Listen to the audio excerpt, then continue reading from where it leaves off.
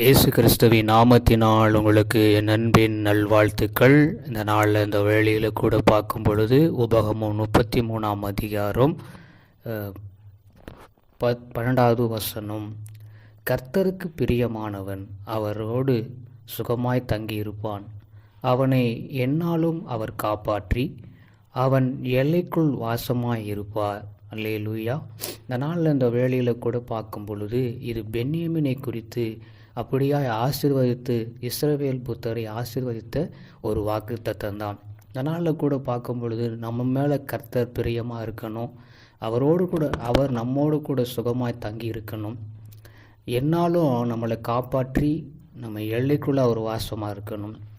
இதை நம்ம விரும்பணும். நம்முடைய வாழ்க்கையில் நமக்கு இந்த மாதிரி ஒரு ஆசீர்வாதம் நமக்குள்ளே இருக்கணும். நம்ம கர்த்தருக்கு பிரியமாக இருக்கும் பொழுது அவர் நம்மோடு கூட சுகமாய் தங்கியிருப்பார்.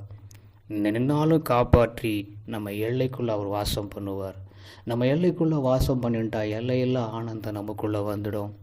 நம்ம சுகமாக இருப்போம். ஒரு பலவீனமும் நமக்குள்ளே வந்துடாது. நம்மளை எப்பொழுதுமே அவர் காப்பாற்றுவார். போகும்போதும் வரும்போதும் கர்த்தருடைய வார்த்தை எப்பொழுதுமே நம்மோடு கூட இருப்பதனால அது நிச்சயமாக நிறைவேற்றி கொடுக்க வல்லவராக இருக்கிறார். இந்த நாளில் இந்த வேளையில் இந்த வேதகமும் நம்ம வாழ்க்கையில் அப்படியே கிரியை செய்யட்டும். ஜெபம் பண்ணுவோம். எங்களை கிருபையாக நேசிக்கிற எங்கள் அன்பின் நல்ல தகப்பனே, உமக்கு பிரியமானவனாக எங்களை வைத்தது மாத்திரம் இல்லை, நீங்கள் அப்படி இருக்கும் பொழுது நீங்கள் எங்களோடு கூட சுகமாய் தங்கியிருப்பீங்க. அது மாத்திரமில்லை, எங்களை எப்பொழுதும் காப்பாற்றி எங்கள் எல்லைக்குள்ளே நீங்கள் வாசம் பண்ணுவதனால் உமக்கு நன்றி சொல்லி துதிக்கிறோம்.